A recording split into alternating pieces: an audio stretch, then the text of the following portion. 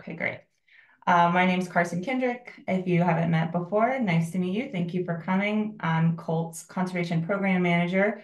So I handle all of our policy and government relations work and do a lot of work with the Department of Forestry and the Natural Resources Conservation Service. And I'll pass it to Christina. All right, thank you. So like she said, my name is Christina Helledge, and I am the new Forest Legacy Program Administrator here at the Oregon Department of Forestry. I say new because I've been in this role just under 4 months. So I will probably continue to say new though for much longer, but I'm excited to be here today and talk about the program. Kevin. Hi, I'm Kevin Talbert. I'm a board member with the Southern Oregon Land Conservancy and also the Colt Treasurer. Thanks, Kevin. Amy. Hi, good morning, everyone. Excuse me. My name is Amy Singh. I am with the U.S. Forest Service, and I manage the Forest Legacy Program from the Forest Service perspective for Regions 6 and 10. So that's Washington, Oregon, and Alaska. And happy to be here today and give Christina backup and support. Yeah, looking forward to it. Thanks, Amy. Dan. Hi, everyone. I'm Dan Roix. I'm currently working with Colt on this Forest Legacy project, and Carson and I will explain a little more about that at the end of the meeting today. Good to see those of you that haven't seen in a while. Kathy. Hi, I'm Kathy Callan. I am with the Columbia Land Trust. We work in Oregon and Washington. So this is my first foray into the Forest Legacy side in Oregon, and I'm looking forward to it. Thanks, Kathy. Colin. Hello, everybody. Colin Messon with the North Coast Land Conservancy. Thanks, Colin. Elijah. Hey there. Yeah, my name is Elijah Dewaskin. I'm an associate project manager at Western Rivers Conservancy and excited to learn a little bit more today. Fraser. Hello everyone, my name is Blue Mountain Land Trust. My name is Fraser Moore. I work for Blue Mountain Land Trust, and I'm a little bit distracted because I'm trying to train a puppy that is not being very successful. So hope you're all having better days than I am. What kind of puppy, Fraser? She's a Heeler and Border Collie mix, so she's very smart and needs a lot of attention. But she is yapping in the background, so I'm going to give her a little toy to hopefully distract her. Well, best of luck. I think Amy was dealing with puppies last time she did a webinar, so I see a common theme here.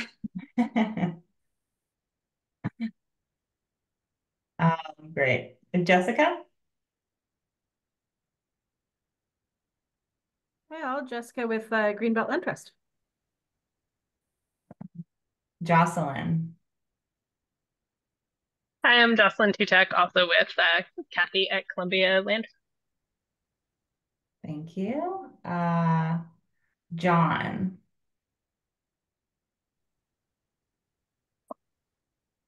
Hi there, my name is John Ayer, and I am filling in for Joanne Cattell for View the Future, a nonprofit out of Yaha. It's all things environmental.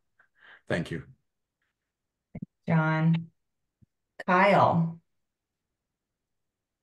Hi, everybody. Kyle Barber with Idaho Coalition of Land Trusts. Appreciate the opportunity to sit in on this. Kyle. Lori. Hi, I'm Lori Bell with Oregon Department of Forestry, and I am the Small Forest Land Assistance and Incentives Manager that manages our legacy program. Thanks for being here, Lori. Margaret. Hi, I'm Margaret Treadwell. I work with Mackenzie River Trust out of the Coast Office in Newport. Margaret. Good to see you. Oh, good to see you, always.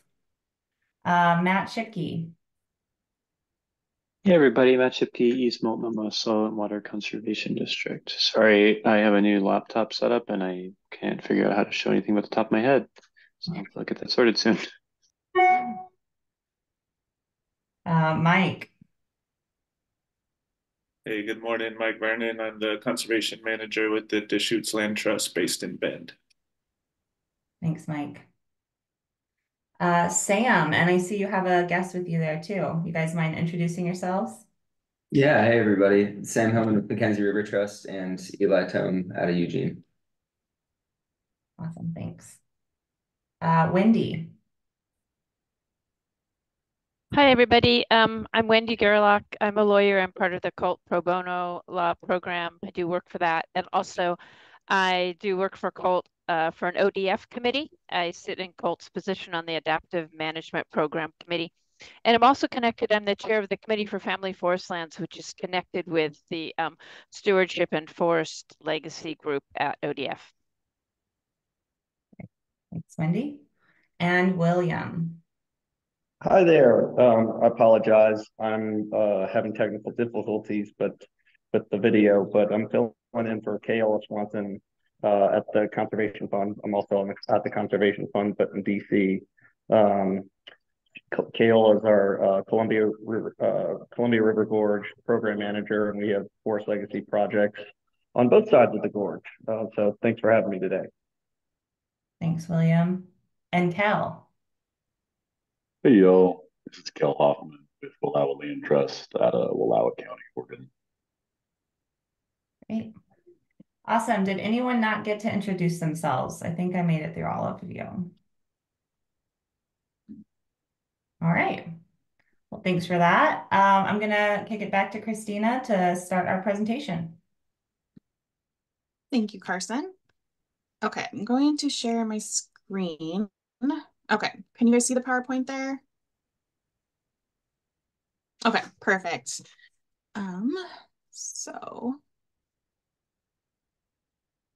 So just starting off, again, my name is Christina. I am the new Forest Legacy Program Administrator at ODF. There is my contact information. I know Carson does also have it, and it is posted some other places. So if you ever need to get a hold of me, I'm pretty easy to track down. But my goal today with this presentation is just kind of provide a brief overview of the Forest Legacy Program here in Oregon, as well as talk about some of the important points of the Inflation Reduction Act, also known as IRA funded projects. And the next couple of slides I did kind of borrow from Amy, so thank you, Amy. Starting with just the kind of mission statement of the program itself, the Forest Legacy Program aims to protect environmentally important forest lands threatened by conversion to non-forest uses. And so that's kind of the mission statement, and it does really kind of touch on the national criteria that we'll touch on later in the PowerPoint. Really making sure that these projects are environmentally important, threatened to conversion in some way, and strategic in nature. And so basically the Forest Legacy Program is a conservation program administered by the U.S. Forest Service in partnership with state agencies to encourage the conservation of privately owned forest land across the state by use of conservation easements or fee title acquisition. And this is a federal nationally competitive grant program, so it is used quite a bit, I think almost in every state and even in some territories as well. So it is well known, very competitive. And so we just want to make sure that we are providing the best projects that we can for submission to really bring in as much money from the Forest Legacy Program to Oregon as possible. Each state does have a state lead agency that works with the Forest Service, and here in Oregon, that is the Oregon Department of Forestry. We work with the Forest Service through the program by applying for and receiving the federal grants for the Forest Legacy Program. And other project partners include land trust, other state agencies, local governments, and private landowners. And just some of them. Okay, so just starting off with a little bit of history of Oregon's forest legacy accomplishments. Starting back in 2007, the South Eugene Hills was 25 acres. It's a fee title. And then most of the projects here are fee title. There is one easement held by ODF, and that's the Blue Mountain Heritage Project. As you can see, there is kind of a range of project sizes and funds available through the program. And most recently, the Minam River Conservation and Connectivity Project did close in November of last year. That is fee title held by ODFW, just under 11,000 acres and about $9.7 million in forest legacy funding. And one cool little fact about that project is it did receive $460,000 in IRA funding under FY23. And my understanding is that it is the first project in the country to close while utilizing IRA funding. So it's kind of a cool little fact. And just between these 7 properties, just over 43,000 acres have been protected across the state. And again, just looking at, there is a variety of project sizes, entities holding title. There is counties, there's water districts, there's cities. So nice variety there throughout the years. Next up, just briefly touching on active funded projects in Oregon. And so the Tualatin Mountain Forest they did receive funding under FY23. This is a fee title. It would be held by Oregon State University. And between all the phases, this project would be 3,111 acres, and it would be a working research forest, again, under Oregon State University. And then the second active funded project that we have in the works right now is the Hood River Forest and Fish Conservation Project. That is an easement that would be held by ODFW, or sorry, by ODF, not ODFW, by ODF. Just over 19,000 acres and about $16 million in funding. So those are the 2 projects that we have going on right now in Oregon actively. And then since Amy's last presentation, we did do the FY25 submissions. So I just kind of wanted to touch on those briefly as well. ODF did submit 3 projects for FY25 funding in September of last year. The first one is the Columbia Gorge project. It is a combination of fee title and conservation easement and just over 16,000 acres. Second one is that phase 2 for the Tualatin Mountain project. Again, it's fee title that would be held by Oregon State University. And the total project between all phases would be that 3,111 acres. And then the third one is the Lostine Forest. It would be a conservation easement held by ODF. And again, just right around 10,000 acres. So those are the 3 projects that ODF did submit for FY25 funding.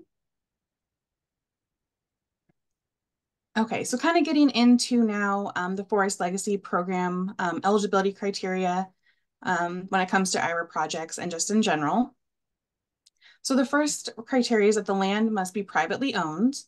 That can be either private industrial, private non-industrial. It just cannot be publicly owned land at all. So somehow it has to be privately owned.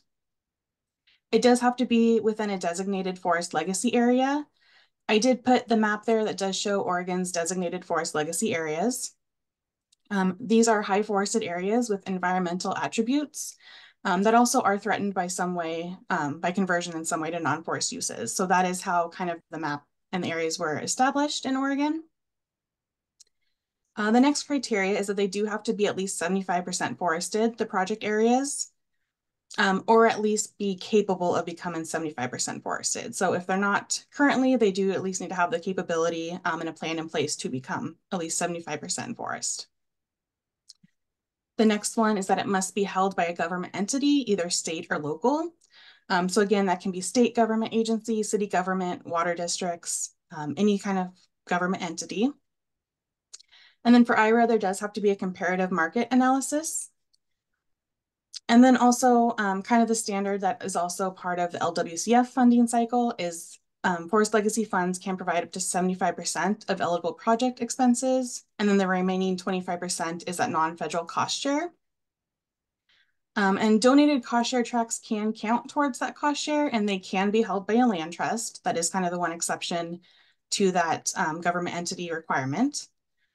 And then also there is 2 IRA project categories that do have the potential for a cost share waiver or reduction.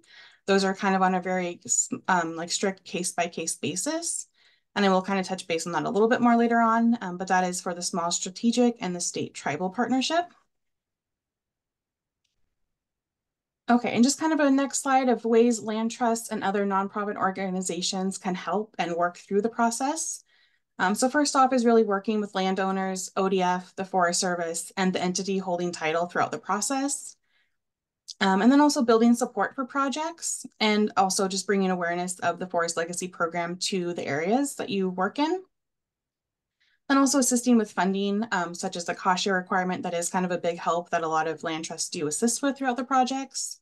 And then also just the due diligence activities such as drafting and finalizing applications, appraisals, mineral reports, anything throughout the process that due diligence is needed to get the project completed successfully.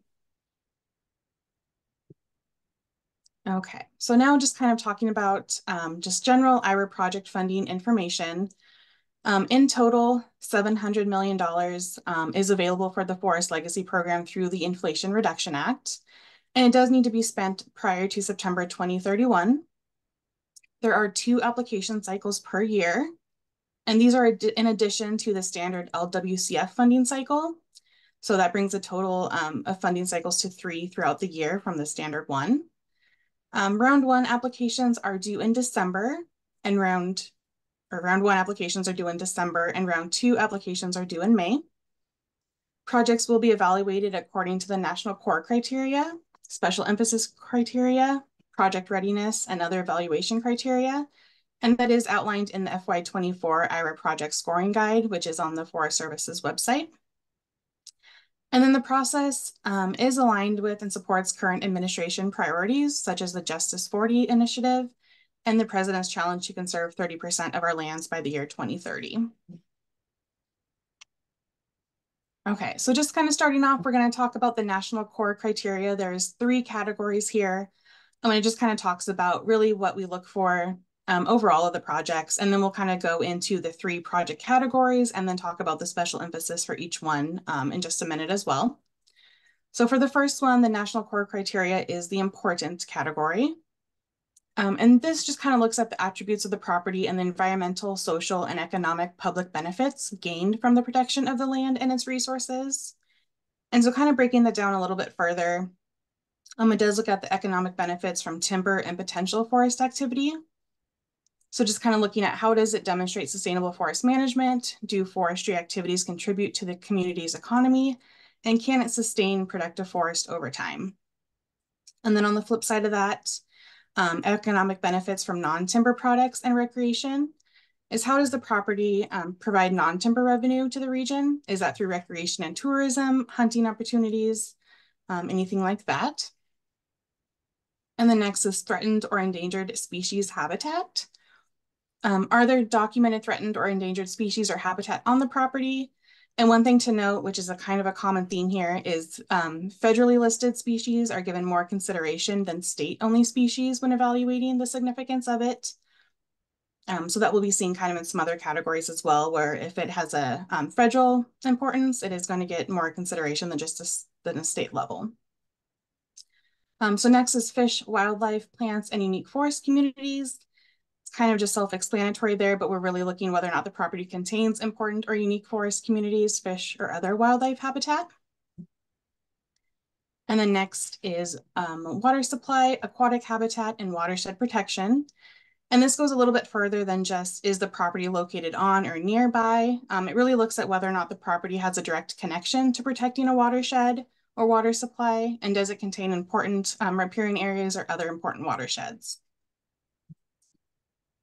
And then for number 6, it looks at cultural and tribal and historic significance. And so does the property contain any cultural, tribal, or other historical significant features that are documented by a government entity? And again, this is kind of where that plays into the part 2, where any federal designation is going to receive higher consideration than just a state designation. Public access is a big thing that we do look at, whether or not the project does maintain or establish new or expanded public access for recreational activities. Higher consideration is given to projects that do provide a certainty of public access or potentially expand on it. And then next is scenic. Once again, with that federal designation giving higher consideration. but it's whether or not the property is located by a designated scenic area, such as a trail, river, highway, viewpoint, something like that. And then last but not least is carbon sequestration, climate resilience, adaptation to climate change. And again, just looking at the protection of the property and whether or not it does provide climate resiliency benefits or other carbon sequestration. Okay, so for the next national core criteria, we're going to look at threatened, and this kind of estimates the likelihood of conversion of the property and the project. So number one is lack of protection. And we're really looking at whether there's a lack of temporary or permanent protections, such as zoning, easements, et cetera, already on the property or nearby, and the overall likelihood of conversion to non-forest uses. The next one is land and landowner circumstances. And this could be anything from circumstances such as age of the landowner, is the property held in an estate, is the property for sale or has it been recently for sale? And then things also like, is there an approved subdivision plan already in place? Because that obviously is more of a risk of conversion to non-forest uses than a property that does not already have a subdivision plan in place or plans to make one. Number three is looking at adjacent land use, kind of looking at what is happening around the property. What is the rate of development in the area? And then also the overall population growing in the area. Is this a place where a lot of people are moving to? Are more houses going up? Kind of things like that. And then last but not least is the ability to develop. And that's really looking at the physical characteristics of the property and the area and whether or not it does facilitate more of a threat to conversion, such as access to the property, zoning, whether or not like water, sewer, and electricity is available nearby. So those are the things that we do look at when we are taking into consideration how threatened a property or project could be. Okay, so the third one here is strategic. This really reflects the project's relevance or relationship to conservation efforts on a broader perspective. And so that first one is taking a look at how does the project, excuse me, contribute to an existing or new conservation initiative, plan, or strategy. Second one is complementing protected lands. So again, this is just kind of, is the property strategically linked to already protected plans? How does it play a role in the larger area and conservation? And the protected lands nearby, those can include other forest legacy projects, but they don't have to include that. They can just be other protected lands in some other way. And benefits to disadvantaged communities. Disadvantaged communities refers to the geographical, economic, social, and political context in which it resides. And so really looking at whether or not the project does benefit disadvantaged communities. And then other landscape scale goals and public benefits. So these can be things such as climate resiliency, wildfire impact reduction, expanded public access. So really taking a look at whether or not the project does play into those larger landscape goals. Okay, so now getting into some IRA specific categories for the funding projects. There are three buckets or project categories, and states can submit up to 5 projects in each round of IRA funding within the following project types. The first one is a large landscape project. We can submit up to 1 each funding cycle, and that can be up to $50 million. It cannot exceed that. And then state tribal partnership, again, we can submit up to 1 project in each round of funding. And again, that cannot exceed $50 million. And then the third one is a small strategic. Each state can submit up to 3 applications per funding cycle, and each one cannot exceed $1.5 million. Okay, so now kind of starting off with going into the details of those 3 project categories. The first one is large landscape projects. And that's just kind of what the name implies. It's a large scale project, high impact opportunity. And then also it has an ecological and economical significance where a one-time investment will achieve exceptional public benefits, and more so than like phasing a project out and completing it over multiple years. For special emphasis for the large landscape project, they do look at high impact. So this kind of refers to exceptional economic, social, and environmental benefits, and whether it has a high strategic importance to the national core criteria, and whether it's in a priority landscape. Next is the national goals. Again, that's looking at significant contribution to one of the categories there, which are climate resiliency, carbon sequestration, habitat connectivity, or those benefits for disadvantaged or Indigenous communities. Third is high leverage. And high leverage just refers to, once again, projects, or it's a new comment, I haven't said this yet, but with a higher non-federal cost share minimum. So again, our projects do have to have at least 25% cost share. And for large landscape projects, it's not a requirement, but for any project that does have a cost share amount higher than that 25% minimum, they are given greater consideration. And efficiency of scale. Again, that's just looking at a large investment now will be more cost effective and efficient than phasing over time and completing the project over multiple years. And then high readiness and capacity. So again, that's demonstrating high readiness and capacity for successfully implementing the project within 3 years of the grant award. So that is slightly different. These ones, since they are such large projects, they do have to be completed and implemented within 3 years of that grant award. And last is stewardship capacity. Again, these are large landscape projects, so just making sure that there is sufficient funding and plans in place for long-term monitoring and stewardship of the project. Okay, next up is the state tribal partnership projects. State and tribes will manage the land together for long-term stewardship. These are only available for fee simple acquisitions. They cannot be conservation easements. And specifically for ODF, I know that we are not going to solicit projects for this category. So if anyone does hear anything, if anyone's interested or has any information, just let me know as soon as possible, because I will bring in ODF's tribal liaison, Deanna. She is awesome, and she's our contact between ODF and the federally recognized tribes here in Oregon. So again, if you have any information or hear anything at all, just let me know and I'll bring her into the conversation as early as possible. And so for special emphasis criteria for the state tribal partnerships, the first one is active engagement of the tribes. And that's just looking at meaningful support and involvement of the tribes in the design, implementation, and long-term stewardship of the project. And then a strong partnership. So again, does the project establish or enhance long-term stewardship oriented partnerships between state agency and the tribes? And again, we're looking at more than just like a recommendation letter. This is really involvement with the tribes from start to finish, and then long-term involvement as well. So the third one there is tribal and cultural values. Does the project support the protection of cultural resources and or traditions? And for the national goals, again, it's the climate resilience, carbon sequestration, habitat connectivity, and then really those benefits for disadvantaged or tribal Indigenous communities. Number 5 is, again, that high readiness and capacity. Much like the large landscape projects, these ones also have to show the readiness and capacity to successfully implement the project within 3 years of the grant award. And then co-management, I kind of mentioned it a second ago, but really making sure that the project does provide long-term tribal engagement and co-management for stewardship. And this should incorporate some form of traditional Indigenous ecological knowledge or practices as well. Okay, so for the third one, we have the strategic small tract projects. These are projects that support conservation of strategic inholdings or adjacent properties to already conserved lands. Emphasis on projects with non-industrial family or individual owners. So not like non-industrial or like large corporations, but really those like small mom and pop family things.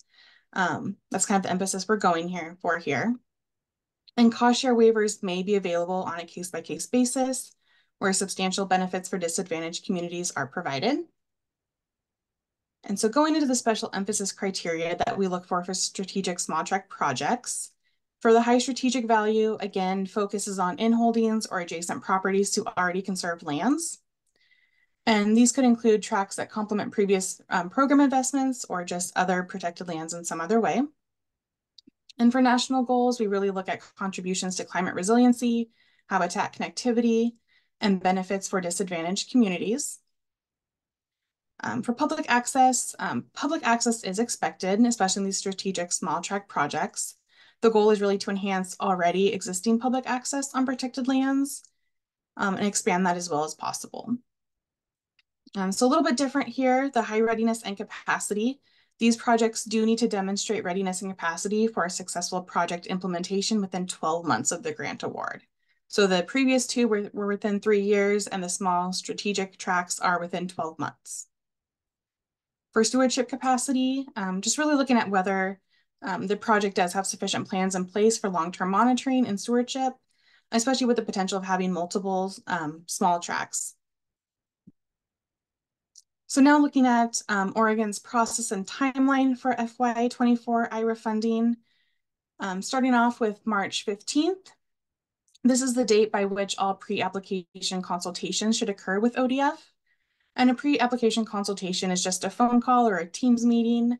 I'm just kind of going over the potential project category, readiness, general project details, who the title holder might be, what's been done and completed already. So that's the pre-application consultation, and that should occur again by March 15th. The next deadline is March 22nd of 2024, and that is when applications are due to ODF. The next one is April 30th of 2024, and that is when the Forest Legacy Work Group does meet to review the projects, score them, rank them, and then provide recommendations to the state forester. And in between that March 22nd state application deadline and that work group, there is some opportunities to receive feedback on your projects. There is a presentation opportunity on March 28th where the work group will meet again at ODF and just kind of do an informal hear about the projects, ask any questions. I'm really good to get an idea of what projects are in the works. And then the second opportunity for feedback there is April 1st through the 3rd. And that is when the Western Forest Legacy Program Review panel does meet, and it's kind of a mock scoring panel. They don't score them, but they do review the applications and provide feedback, maybe some clarifying questions, input on the maps. It's a really good way to kind of see how other Forest Legacy coordinators and staff do look at the applications. So again, that is all happening between March 22nd and April 30th. And then at that April 30th meeting with the work group, once they are ranked and scored, we do pass that information to the state forester and he signs off. And then we do submit those to the Forest Service, our region, and that is submitted by May 11th of 2024. The projects, once they are submitted to the region, they then are submitted to the Washington office, and eventually they make it to the National Review Panel. So that is July 9th through the 11th of 2024.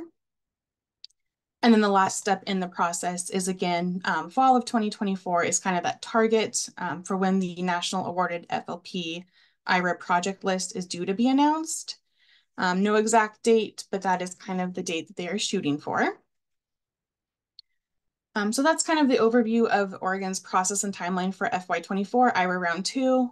It is kind of really quickly approaching, so I do apologize that it's not as much time as we would like.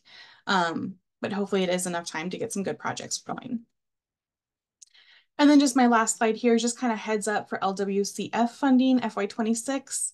The application instructions is on the website already with the IRA round 2, but just some important dates coming up because they kind of overlap now. The pre-application consultations with ODF should occur by May 15th. And then applications are due to ODF by June 28th. And again, so those are not for the IRA round 2. That's just a heads up for the LWCF FY26 applications. And with that, I will pass it over to Carson. Great. Thanks, Christina. I do see there are 2 questions in the chat, so I'm just going to read those out before we move on. Matt asked, what is a comparative market analysis? Okay. Did I stop sharing my screen? So I did have that pulled up here, but maybe Amy can answer a little bit of that too. But so I do have the IRA pulled up here.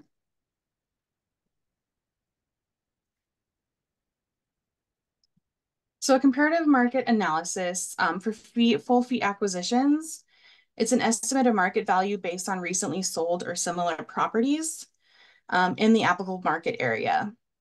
And so for conservation easement projects, it's an estimate of the market value as is, and then also an estimate market value once it is encumbered by the conservation easement.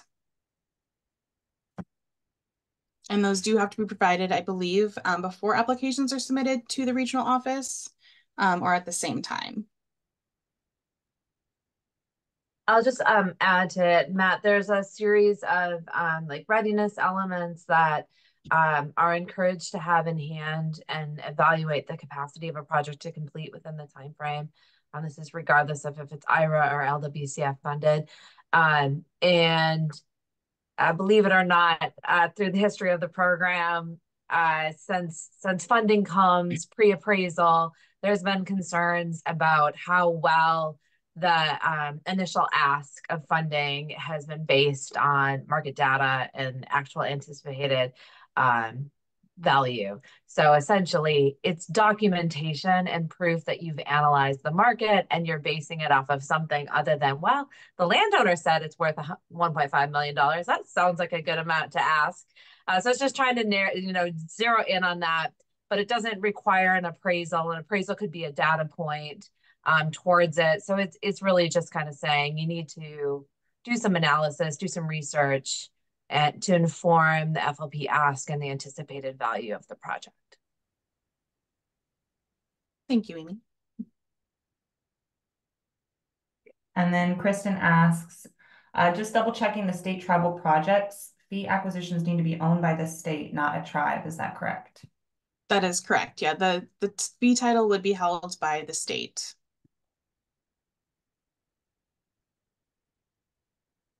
Great. Any other questions folks have before we move on to the next part of our presentation? Carson, one more quick question for Christina. Is the application, sorry if you already covered this, is the application for IRA the same as the application for the LWCF? Yes, so we did combine them. So the application that is posted on ODF's website right now does have the timeline and the due dates for both the IRA round 2 as well as the LWCF. But like the questions and are pretty much the exact same for both those programs? Yes, there is some slight differences, but it is noted on the application. But for the most part, yes, it is kind of the same. But there are some small differences there that we did notate on the application and the instructions. Okay, thanks. You're welcome. Okay. Awesome. So I'm going to switch us over and share my screen. A little bit of background before we dive in here. Colt has been a partner with ODF in the past, focused on forest legacy. If folks remember, in 2022, if you attended Land Camp, we did host a roundtable discussion with representatives from ODF and the Forest Service and member land trusts to really talk about where the barriers are in the forest legacy program in Oregon and in increasing the pace and scale of forest conservation through forest legacy in Oregon. Our 2024 kind of scope of work, which I'm about to dive into, represents kind of work that we've done in the past with ODF, but also is a little bit of an expansion of our work. And we have some asks of the land trust community, so want to talk through those too. Oh wait, we've got a question from Sam in the chat that I want to address really quick. Is there a GIS shapefile available for the 2011 forest legacy areas? I would have to double check on that. I don't know if there is a shapefile, but I can definitely check on that and get back to you. Amy, do you know if there's been one in the past or? Yeah, there is. And I know it's on some different, if you search like some interactive maps that are available online from other agencies have it as a layer, but I'm not sure consistently. I would say the best sources would be for Christina to share that directly.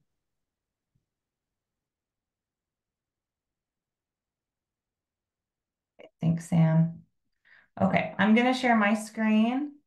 Everyone, again, feel free to drop any questions that you have in the chat. And we'll have time at the end for Q&A. Oh gosh, I always forget how to start this. Here we go. Apologies. All right. Hey, Carson, I'm wondering if we could chat a little bit bit more about the threats to conversion that y'all are looking at on a landscape scale.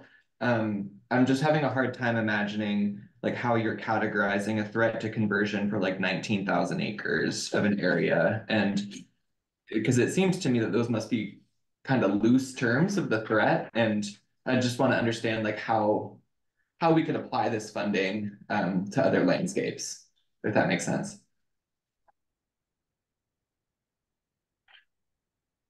So, Christine, you're muted. Yeah. Thank you. You'd think after all these years we'd have this figured out. So I think you kind of have to look at each project almost by itself for that, because like you said, a 19,000 acre project probably is not going to have the same threats to conversion, especially based on where it's located. But again, I think it's kind of looking at those points that are brought up is, are houses encroaching on the area? Are people moving in? Is the landowner looking to sell, and are they wanting to get out of it quickly as possible? So are they just going to sell to anybody? So kind of things like that. And I don't know if Amy can put in any more input as far as more specific.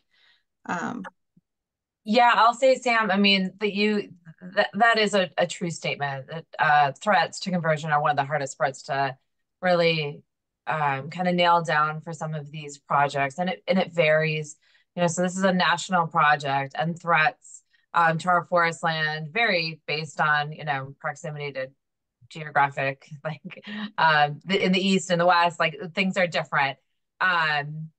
And especially large, maybe spread out properties for the landscape scale might have parcels with higher threats than other parcels, so it's not uniform across the landscape as well.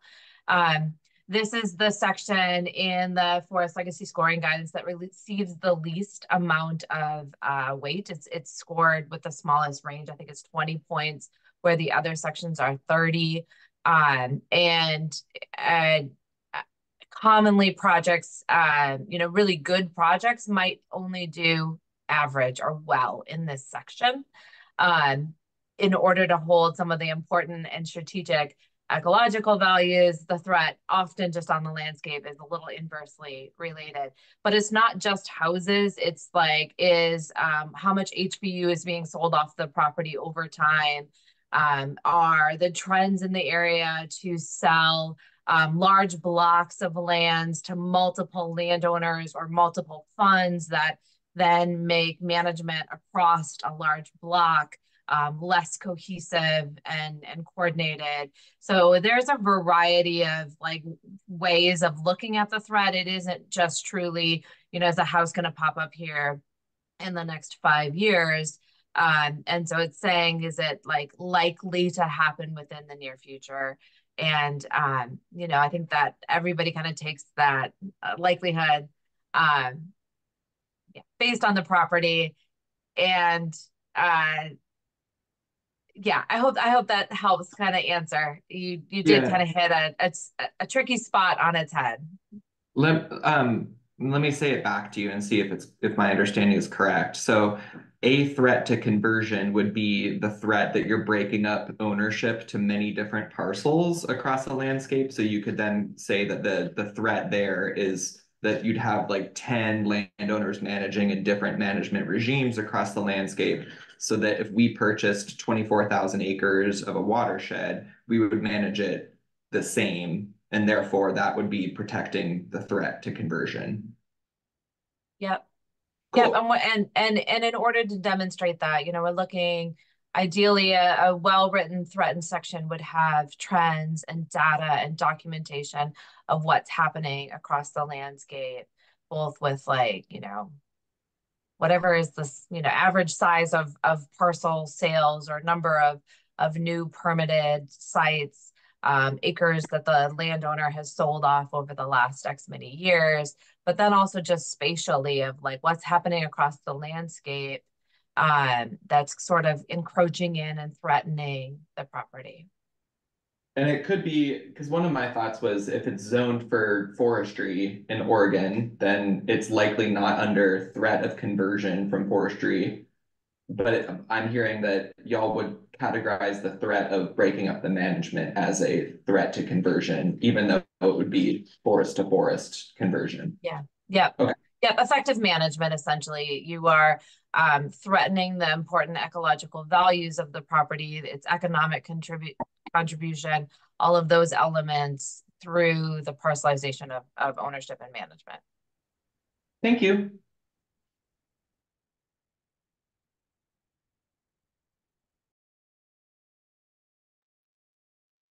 Sam and Amy.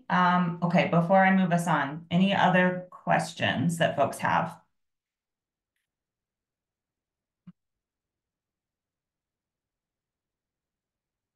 Alrighty. So I'm going to share my screen again and go through this presentation.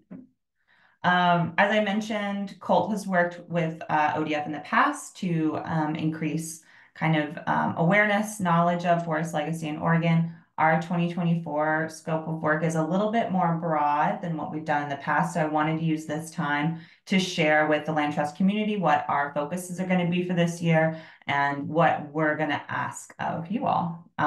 Again, feel free to drop any questions that you have.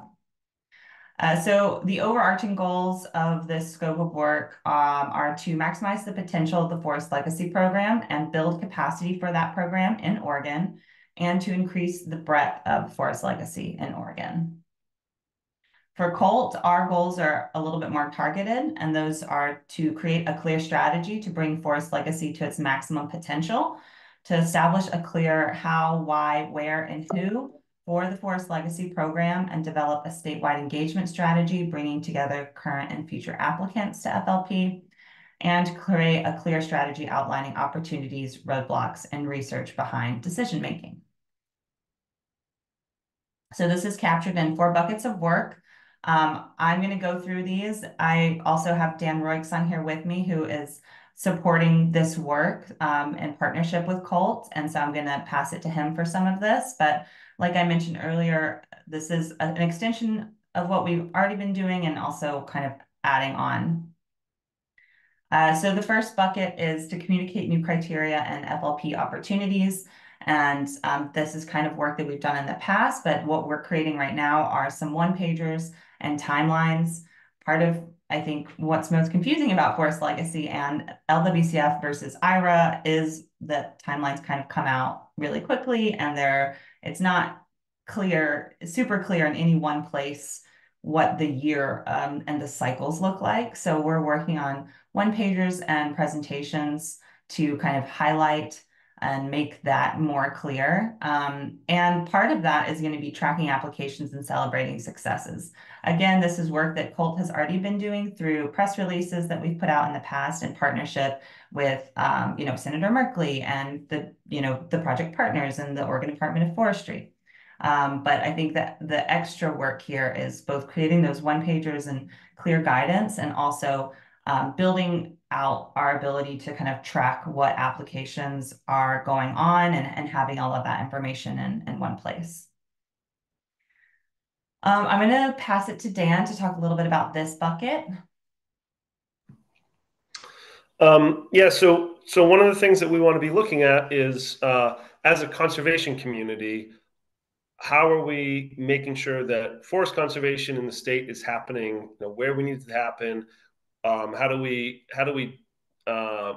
make sure that we are working together to work with the Department of Forestry on prioritizing specific types of projects? So thinking about how do, the questions around how do forest conservation projects align with other conservation strategies in the state? Can we work as a coalition to think about that and provide feedback to the Oregon Department of Forestry that potentially could go into updates to that forest map or to other criteria that are being used at the state level, which is different than thinking about the criteria that Christina went through at the federal level, which are already clearly in guidelines and we all need to follow. So part of what we want to be doing is looking at,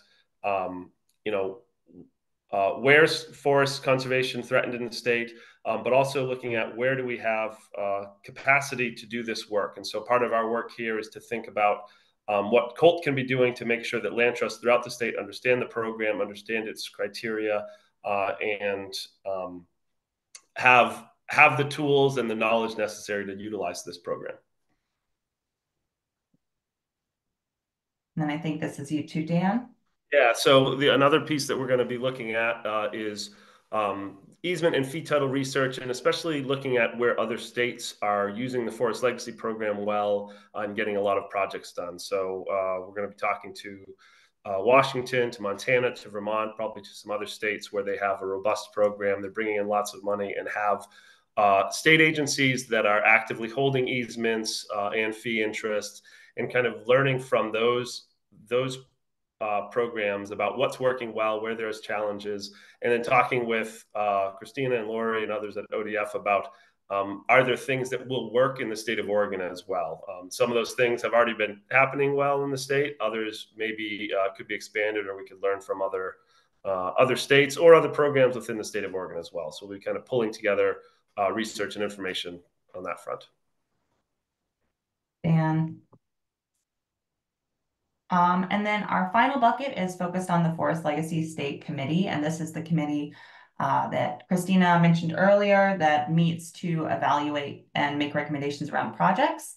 That committee is kind of like a subcommittee of a larger committee. And what we're going to be doing is kind of some research on how other states are approaching having a Forest Legacy Committee, understanding the current committee process and structure, and ultimately developing some recommendations around kind of revitalizing or, improving the committee and training and criteria. So those are the 4 major buckets. Like I mentioned, one of the reasons I wanted to bring this to you all today is to talk about, how we can work together to get this scope of work really successful at the end of the year. And part of what that is going to be is, Dan Royce is going to be reaching out and wanting to talk about your experiences in the Forest Legacy Program, where those barriers and opportunities are, where those regional goals are. We mentioned in an earlier slide, but we're also going to be hosting some regional convenings. So one of those will be at Land Camp this year, which is in July in Washington. So keeping an eye out for that. And then we'll use that convening and any findings there to kind of plan the topics and focus of additional convenings and helping Colt track applications. And I know that this gets into the realm of, we don't want to share, this isn't baked yet. We don't want anyone, things to be public, and that's not what we're asking here. We do our best work whenever we kind of know what is going on in Oregon, and we do this through the working lands work as well. So for OAHP and for NRCS, keeping an eye on where those projects are so that we at Colt can better advocate for funding for programs. So Dan and myself, we will be reaching out. We just ask that you have those conversations with us, keep a heads up for when we're planning regional convenings, share any topics or suggestions for the focus of those meetings so that they can be as helpful for both Colts and ODF, but also for our land trust members. And Carson, I'll just add that from some of the conversations that I've been having already, I'm really thinking about the scope of this work as touching on kind of 3 phases of forest conservation and of the Forest Legacy Program around the pre-application and application process. What happens when there's an active project that's been funded, and then what happens in the stewardship phase, kind of the long-term conservation phase of a project. So as I'm reaching out to you as you talk with Carson or I or others, can be thinking about that and thinking about opportunities and the barriers that exist there, ultimately leading towards, how do we work together to increase forest conservation in the state and maximize federal dollars coming in through the Forest Legacy Program for the state. Awesome.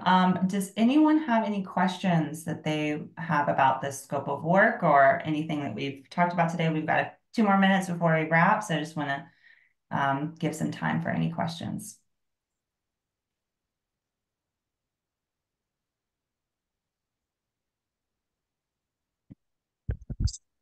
Kathy. Hi, this is Kathy. I've got a quick question. Because I'm new, I don't have a good sense of the history of the working relationships between ODF and Colt. And so I'm just curious if you can speak to the level of engagement and support by leadership at ODF? Yeah. Christina, did you want to start there or? I can touch briefly. Yeah, I don't know if Lori wants to step in here too. I am also new. Like I said, I've only been in this role for about 4 months here. So I know we do have the support of leadership and we're just kind of building the capacity at ODF. We have never had a full-time Forest Legacy coordinator. When Amy was in this position, I think she was 3/4 time. So one big step is that my position is full-time now. So we do have the support of putting a full-time coordinator at ODF. So we're just kind of building off of that and really getting more support from leadership to expand the program and just make sure we're consistent going forward with the capacity that we do have. Yeah, I think Christina addressed it great. That's exactly what I would say. If you have any other sort of specific questions about like leadership engagement, I'm happy to answer those. But from Cal at our state forester level all the way down, we have full support to try to grow and promote the program as much as we're able to. To repeat what Christina just said, Amy was not even full-time. She managed this program for 7 years by herself as a one person on an island and did everything, all the outreach, all the product, all the application reviews, every single piece. And so with Christina in full-time now and a little bit more administrative funds that we got from Legacy, we're hoping to get even support for Christina. And with Colt's guidance and, partnership and building us a strategy, our goal is to present to leadership at the end of our Colt agreement a beautiful packaged bow recommendation of this is where we believe Legacy should and could be within ODF's capacity. So that's where we're headed. But I'm happy if you have any other specific more details you want to know, just let me know. Thank you for asking, by the way. It's an important question. Well, I really appreciate that because I'm new. I don't have more specifics, but I'm sure as we go along, it may come up, but that was really great to hear. Thank you. Yeah, thanks for asking.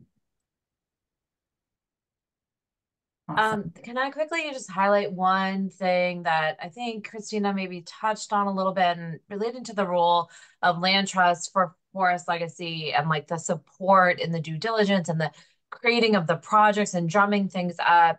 I do want to share that one of the things that came along with the Inflation Reduction Act was a lot more money for program administration.